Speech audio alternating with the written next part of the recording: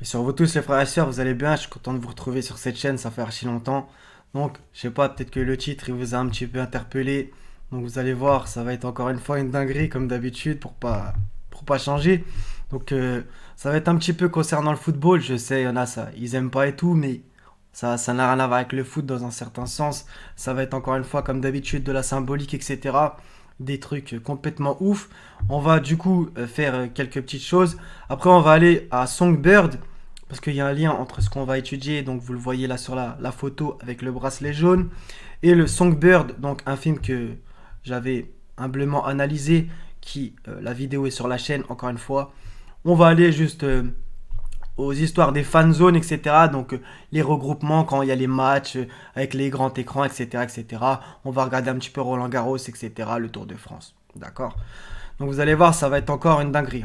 Donc en vérité, pendant le match, voilà, donc le match était la Ligue des Champions, la finale Chelsea contre Manchester City, donc deux clubs anglais pour ceux qui ne connaîtraient pas. Donc notez bien, donc la finale a eu lieu à Porto, au stade du Dragon, d'accord. Donc normalement déjà ça devrait. Donc j'ai vu que dans les tribunes, donc les gens qui étaient rentrés au stade, bah ils avaient des bracelets jaunes au poignet, d'accord, comme vous le voyez ici sur la photo, d'accord. Donc ça va être intéressant. On va regarder certaines choses. Donc ça c'était même dans la ville, etc. Ça, c'est aussi les supporters Manchester City. Ils avaient un bracelet jaune. Donc voilà. Donc ça, déjà, c'était intéressant. Donc c'était au Stade du Dragon, donc à Porto. Notez bien, Stade du Dragon. Donc pour ceux qui connaissent l'Apocalypse, ça fait tilt. Et c'est à Porto, qui bien entendu c'est au Portugal. Et Porto, ça veut dire port, tout simplement. Un port, d'accord. Donc on voit un petit peu leur logo. Donc il y a bien un dragon tout au-dessus. Et au-dessus de quoi? D'une couronne. Hmm. Le Corona, d'accord. Notez bien tout ça. On va dans l'Apocalypse, chapitre 12, un passage ultra important et intéressant. Donc, on va voir des choses. Donc, en vérité, on va regarder les logos juste avant. Donc, on va regarder les logos des clubs. Je sais, ça paraît un petit peu chelou, mais vous allez voir, c'est... Donc, le logo de Chelsea.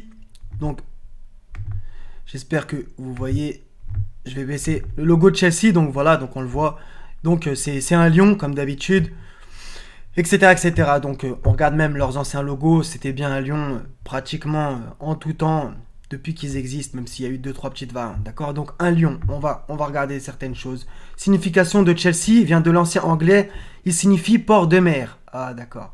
Donc Chelsea, le club anglais qui rencontre Manchester City, l'autre club anglais, à Porto qui veut dire port en portugais.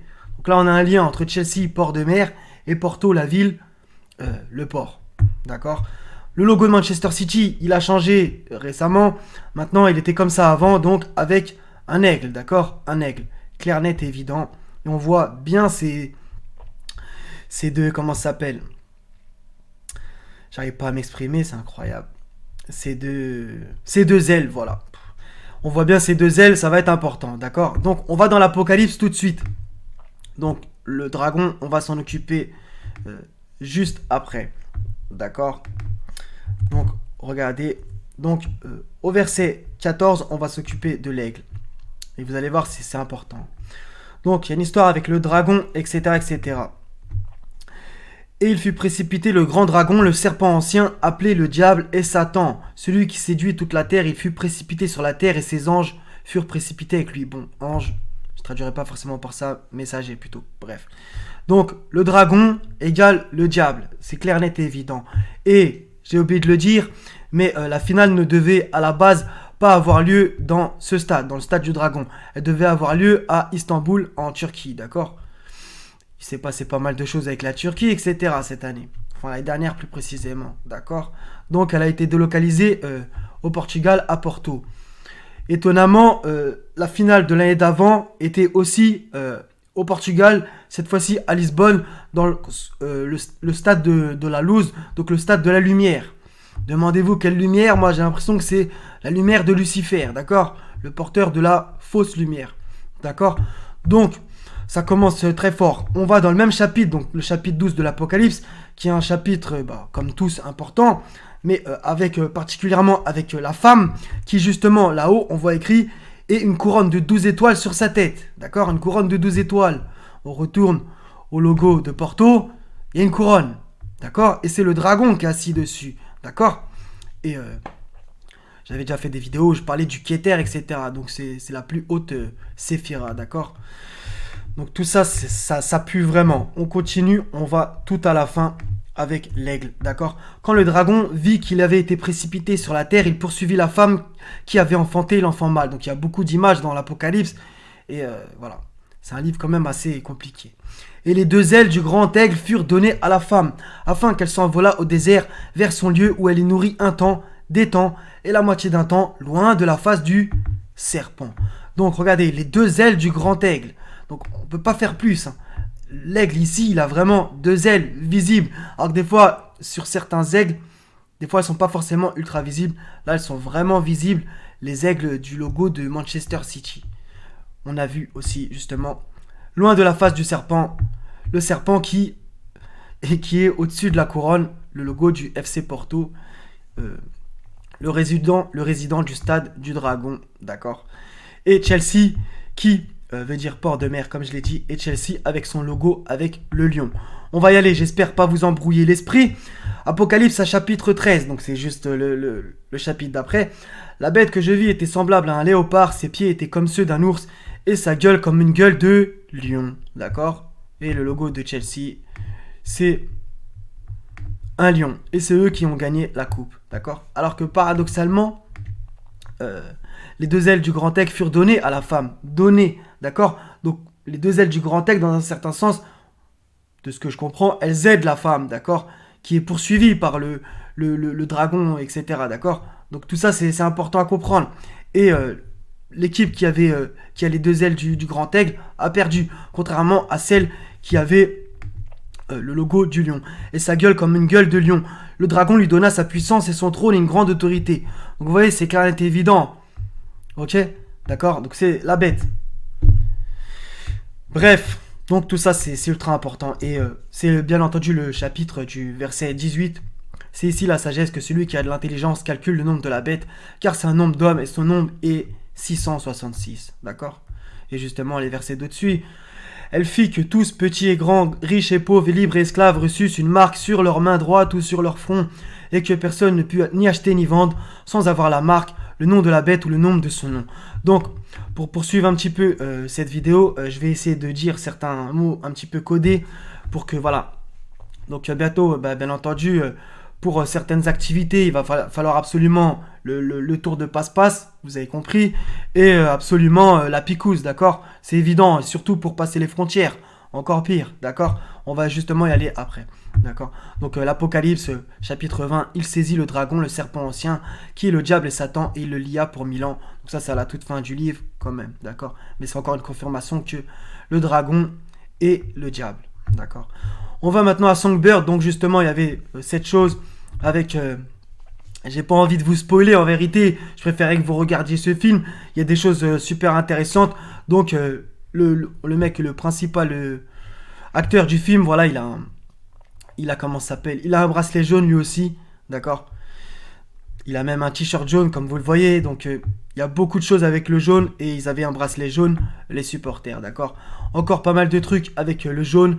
C'est les mecs qui viennent, ils viennent interpeller les gens, en gros, quand ils ont, je me rappelle même plus en vérité, quand ils sont malades, on s'est capté. Donc ils sont en combinaison jaune, etc. Donc il y a beaucoup de rapports avec le jaune, et même l'affiche, il y a beaucoup de rapports avec le jaune. Donc justement, à propos de quarantine, le logo de la quarantaine, c'est en jaune aussi, d'accord. Même on voit sur le côté gauche, no entry, donc voilà, jaune, et même le phénix jaune.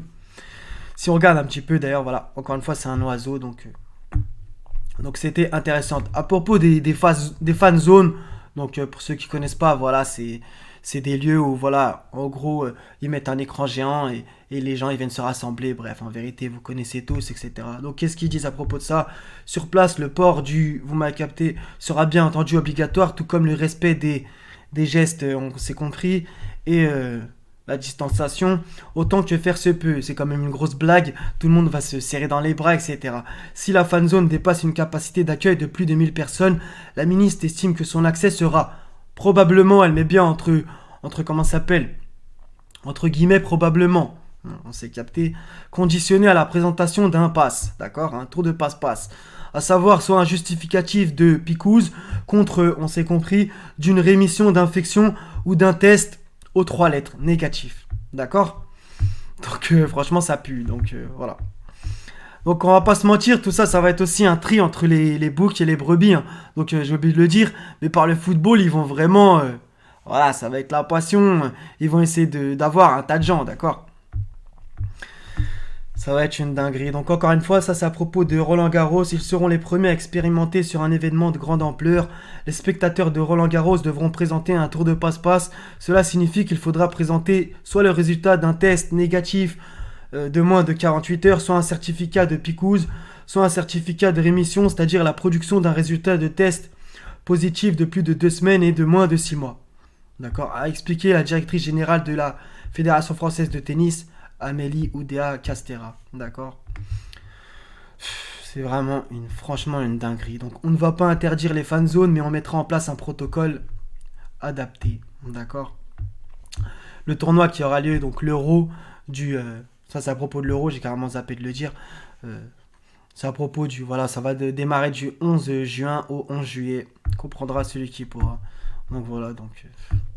ça va franchement être une dinguerie. Donc une petite info vite fait en balle. Donc Euro 2021, les internationaux italiens se font picouser, etc. D'accord? Bon, c'est pas étonnant, on va pas se mentir. D'accord? Donc on va terminer juste par coraniquement. Donc ça a beaucoup parlé de... J'ai beaucoup parlé de bracelet au tout début et avec Songbird. Donc comme on a vu les supporters, eh ben dans le Coran ça arrive les bracelets et... étonnamment ou pas, comprendra celui qui pourra. Surah 18, verset 31. A'udzubillahi minash shaitanir rajim, bismillah. Voilà ceux qui auront les jardins du séjour sous lesquels coulent les ruisseaux. Ils y seront parés de bracelets d'or et se vêtiront d'habits verts, de soie fine, etc. D'accord. De bracelets d'or. Donc, ça arrive aussi dans le 22-23, parés de bracelets d'or. 35-33, parés de bracelets d'or. 45-53, bon, là, c'est une affirmation que les gens disait justement pourquoi ne lui a-t-on pas lancé des bracelets d'or, etc. Et dans le 76-21, c'est un petit peu différent, ils seront parés de bracelets d'argent. D'accord? Donc l'or et le jaune, bah, bien entendu, c'est des couleurs très très proches, etc. Donc tout ça, je pense qu'en vérité, il y a pas mal de signes quand même. C'est franchement assez ouf. Donc aussi, je voulais en placer une pour ça, c'est que subliminalement, bah voilà, le bracelet, donc après, il y en a, ils vont me dire, oui, mais dans le milieu médical, c'est normal. Oui, qu'on se comprenne, d'accord? Mais essayez de comprendre, de réfléchir plutôt à la symbolique, d'accord? Et le bracelet, bah voilà, d'accord? Et même si on pourrait aller plus loin, ça rappelle le bracelet à la cheville, d'accord?